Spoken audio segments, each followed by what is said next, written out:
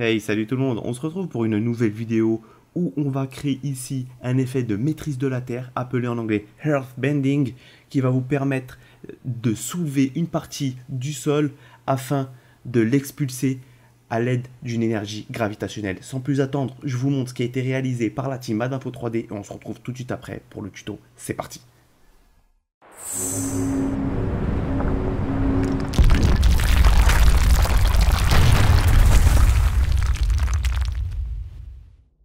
Pour tous ceux qui ne nous connaissent pas encore, rejoignez-nous, abonnez-vous, faites-vous plaisir en regardant nos vidéos, tutos, ainsi que les VFX Coffee sur tous les sujets que nous avons traités. Allez faire un petit tour sur notre chaîne, vous ne serez sûrement pas déçus.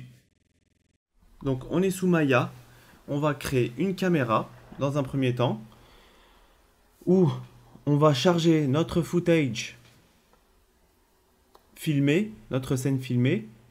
On va essayer de placer le sol au même niveau que notre sol de la scène filmée. On va créer un plane qu'on va essayer de placer toujours au même niveau que le sol. On va l'extruder afin d'obtenir une épaisseur dans un premier temps qui va être la première couche de notre sol. Donc on va le placer correctement pour qu'il corresponde parfaitement à notre sol dans la scène filmée. Donc une fois qu'on l'a levé un petit peu, on le replace correctement pour créer un deuxième plane qui sera la sous-couche ou plutôt une couche inférieure de notre sol pour apporter un réalisme supplémentaire. Donc on extrude une partie pour arriver jusqu'au premier plane. Ici, dans ce tuto, moi j'ai utilisé le plugin Pull Down It pour fracturer mes deux planes. Vous pouvez utiliser d'autres plugins, que ce soit fracture ou la technique de shattering avec Maya. Ce sera la même chose, ce sera juste pour fracturer nos planes. Donc ici, il faudra les fracturer avec un grand nombre de parties. Normalement, 10 000 c'était un bon résultat. Ici, pour le tuto, je vais laisser simplement 1000 pour que ça puisse fonctionner plus rapidement et qu'on puisse montrer la technique d'une manière rapide, simple et efficace. Donc les deux planes, je vais les fracturer à 1000. Vous avez vu, j'ai laissé en shutter style uniforme. Et suite à cela, on va aller dans le menu FX de Maya et utiliser le module Bullet pour créer des rigid sets de nos deux groupes de planes. Donc on va sélectionner le premier plane et l'appeler plane du haut, créer un rigid set, et sélectionner le deuxième, appeler plane du bas et créer un autre rigid set. Là, comme vous le voyez, on a nos fractures qui partent dans tous les sens. Donc ce qu'on va faire, on va aller dans le bullet solver, dans le shape, on va activer le ground plane et on va aller dans les initial state pour collision attribute, collision shape et activer le type hull et réduire le collision shape margin. Ce qu'on va faire, on va utiliser les Maya Field. Donc on va cliquer sur Use Maya Field dans le bullet solver. On va créer une gravity dans un premier temps qui sera la gravity de base, puis un second gravity pour le nommer gravity force, et on va lui inclure un volume shape. On va lui donner un volume shape de sphère et utiliser l'option trap inside pour permettre d'obtenir cet effet lorsqu'on lance une première simulation. Et comme vous le voyez, le volume shape sphère absorbe notre sol. Donc à partir de ce moment-là, on va augmenter un petit peu la masse dans l'initial state et la friction à 2 pour la masse et à 0.7 pour la friction. On va ajuster, comme vous le voyez, les valeurs de trap inside ici sont à 0.0.2. Donc faites attention, ça monte très rapidement et la force est très rapidement puissante lorsque vous augmentez les valeurs. Donc comme vous le voyez, si je mets à 0, il ne se passe rien. Il va être pour nous nécessaire de jouer avec cette valeur de trap inside on va l'ajuster pour apporter l'effet escompté, ce qu'on souhaite. Donc on commence par créer une clé d'animation à la frame 1, puis on avance de 20 frames et on met la valeur de 0.02. Et comme vous le voyez, si je lance après, bon, on va juste avant changer le time, on va le mettre plutôt à 5, à la frame 5, on va juste changer la clé et mettre à la frame 5 la valeur de 0, à la frame 25 la valeur de 0.2. Et si je lance une simulation, comme vous le voyez, dans un premier temps, il ne se passe rien, puis notre sphère absorbe une partie de nos planes, de notre sol.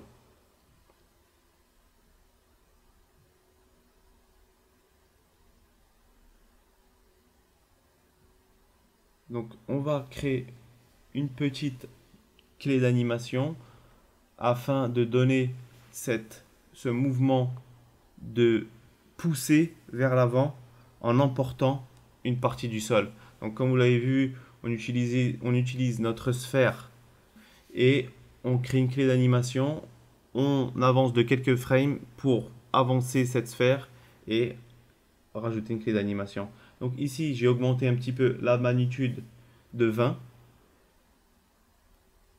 Et ce que je vais faire, on va ajuster les réglages pour obtenir un résultat optimal. Donc comme vous le voyez ici, j'ai mis le trap inside à 0.1. Vous avez vu que tout de suite, la force est beaucoup plus importante. Donc c'est normal d'avoir des ajustements pour obtenir un résultat optimal. Donc ce qu'on va faire, c'est que je vais augmenter l'espacement de nos clés entre la frame 55 et la frame 80 pour le mouvement de poussée. Ce qui va permettre d'améliorer la poussée et d'obtenir un résultat surprenant. Donc, en fonction de votre scène, ce sera à vous de régler les clés d'animation pour obtenir le mouvement que vous souhaitez. Donc, je vais réduire un petit peu la magnitude ici et la remettre à 15. J'ai remis la direction en -1 sur le canal Y. J'ai mis la valeur de 2 pour le max distance, mais c'est pas forcément nécessaire. Si vous ne l'avez pas coché, ça n'apportera pas de grande différence. C'est juste pour faire un test. Ce que je vais faire, c'est que je vais modifier ici la valeur du trap inside à 0.04 pour avoir, il me semble, l'effet recherché ici, et où on a vraiment un effet qui est somme toute très réaliste, et lorsque vous allez fracturer de manière conséquente, vous allez voir que cela va donner un résultat optimal. Donc ici, moi, j'ai utilisé le moteur de rendu Véret.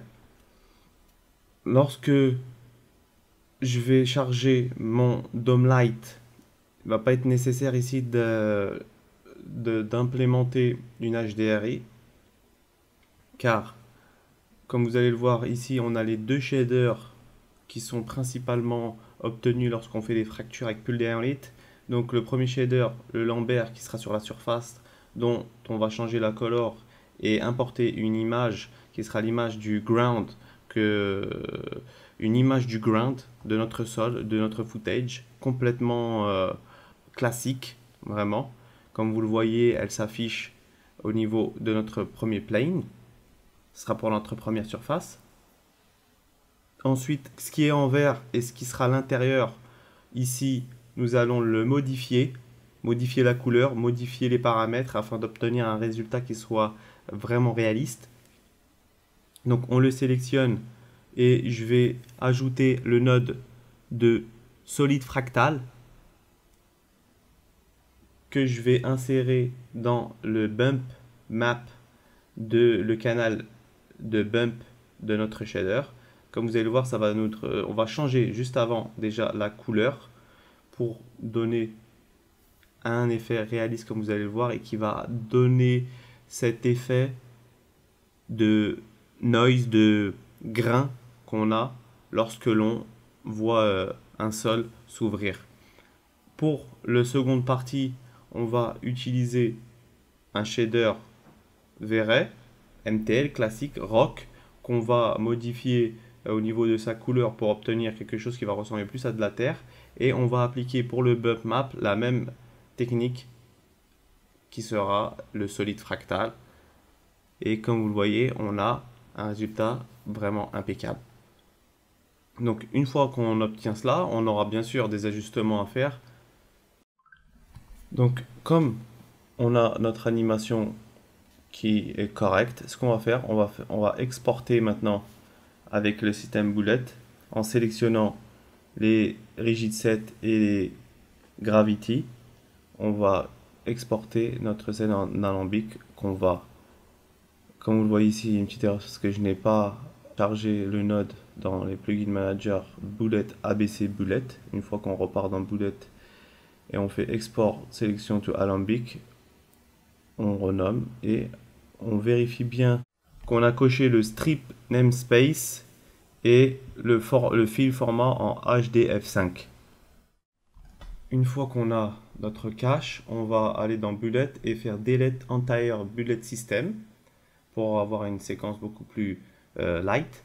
Là, on voit qu'on n'a plus on n'a pas notre animation. Donc, ce qu'on va faire, on va aller dans Cache, Alambic Cache, Import Alambic Cache. Donc, on utilise bien le Ground Force Tuto et on fait Import Undercurrent Selection et on merge surtout. Et à ce moment-là, on fait Import et ça va prendre quelques secondes et ça va nous importer notre cache et notre animation.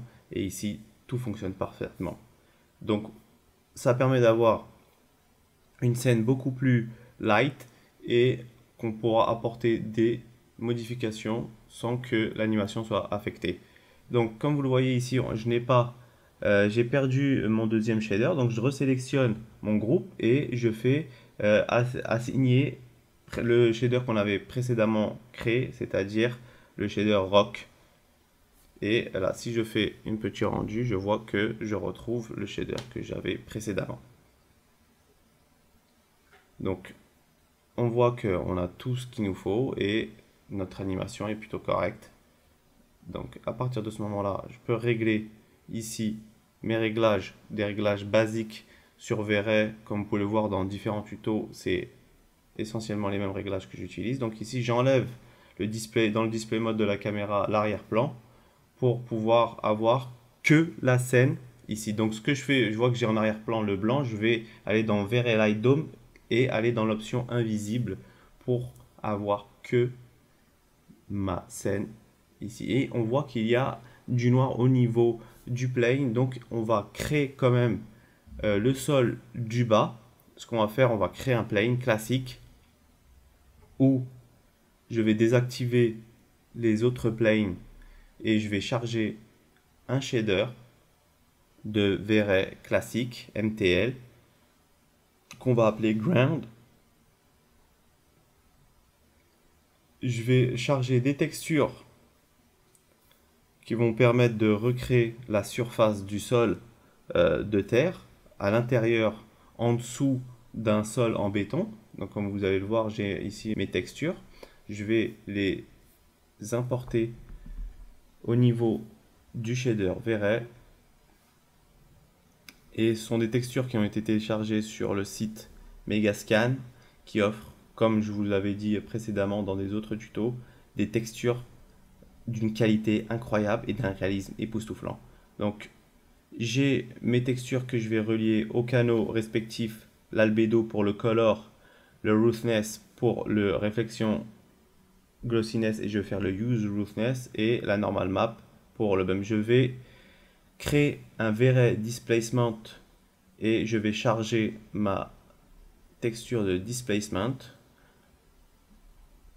comme nous l'avons vu dans un précédent tuto. Pour obtenir des textures réalistes, le displacement est très important. Donc je vais juste ajouter les différentes options afin de pouvoir améliorer un petit peu mon plane. Je vais aller dans Max Subdivision, augmenter la valeur à 256 et pour le reste, on laisse tel quel. Donc on va faire un petit rendu pour avoir un aperçu et je vois que je retrouve une texture de sol qui est somme toute très réaliste. Donc lorsque j'utilise en même temps l'animation, comme vous voyez, il y a un petit décalage entre le sol et la couleur de notre plane du dessous, et je vais juste modifier la couleur du shader afin de me rapprocher au plus près de ma texture de l'intérieur du sol. Et comme vous voyez, on a une meilleure intégration de notre séquence. Donc, une fois que tout ça a été fait, je vais faire un petit rendu. Et une fois que le rendu a été fait, on va se retrouver sous Nuke pour le compositing. Donc ici, c'était la scène que nous avions précédemment faite. Donc comme vous le voyez, ici, le rendu, j'ai ma scène, ma séquence travaillée. J'ai l'alpha qui va être important justement pour créer cette homogénéité entre notre séquence et le footage pour avoir un sol qui vont correspondre parfaitement. Donc cet alpha, pour l'obtenir, je vais aller sous Maya et sélectionner mes deux planes, mes trois même planes. On va tout sélectionner et on va rajouter un shader de surface shader classique.